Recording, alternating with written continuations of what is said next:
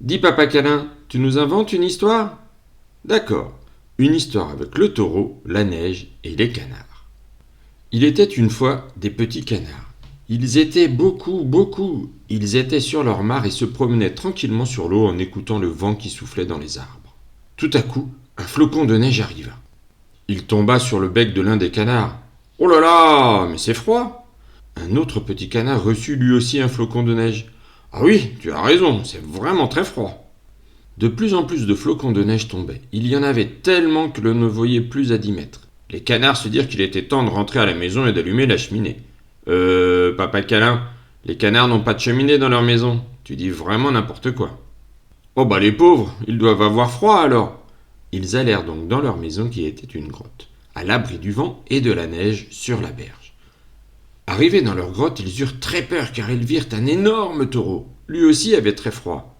Les canards lui dirent « Hé le taureau, veux-tu bien t'en aller de chez nous ?»« Les canards, vous êtes tout petits donc ne l'ouvrez pas. Ce n'est plus chez vous, c'est chez moi maintenant. » Oh, les canards n'étaient pas très contents. Ils étaient très nombreux mais le taureau était très fort. Qu'allait-il bien pouvoir faire ? Imagine que le taureau leur mette un coup de corne derrière l'oreille. Papa câlin, les canards n'ont pas d'oreilles. Ils ont un bec, un cou et des pattes. Encore des bêtises.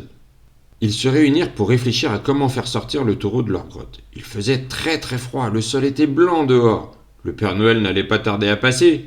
Bah oui, ici il neige, c'est que le Père Noël ne va pas tarder à passer. C'est logique, hein ? Un premier canard essaya en usant de gentillesse. « Bonjour, monsieur taureau. On a bien compris que tu avais froid. Mais on aimerait bien que tu sortes de notre grotte pour que nous puissions tous rentrer se mettre à l'abri. On est tout petits, comme tu l'as bien vu. »« Hé, tu es tout seul ? Va-t'en !»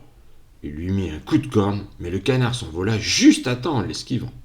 Un deuxième canard essaya en prenant une grosse voix et en parlant depuis le fond de la grotte. « Ouh, je suis le fantôme de la grotte, ouh. »« Je sais très bien qu'il n'y a pas de fantôme dans la grotte, j'ai regardé avant d'entrer, je suis pas fou. » La gentillesse n'ayant pas fonctionné et la peur non plus, ils voulurent essayer la tristesse, en lui racontant des histoires tristes.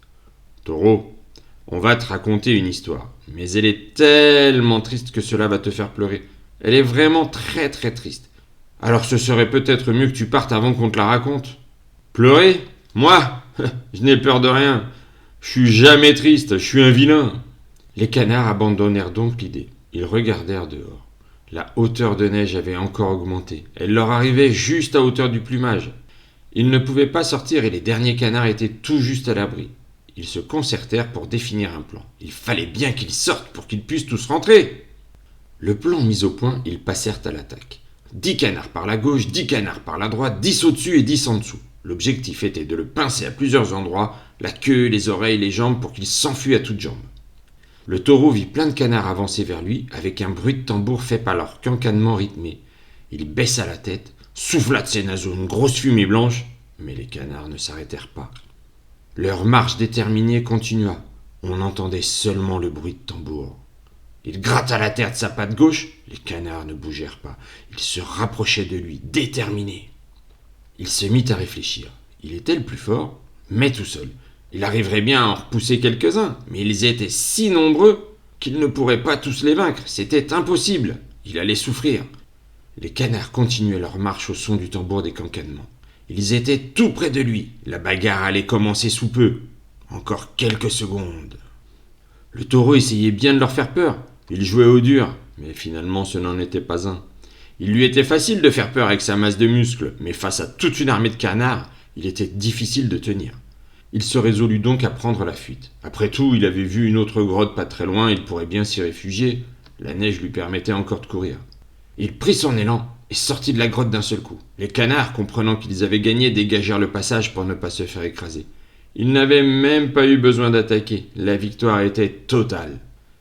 Une fois le taureau parti, tous les canards purent se mettre à l'abri et se réchauffer en allumant leur cheminée.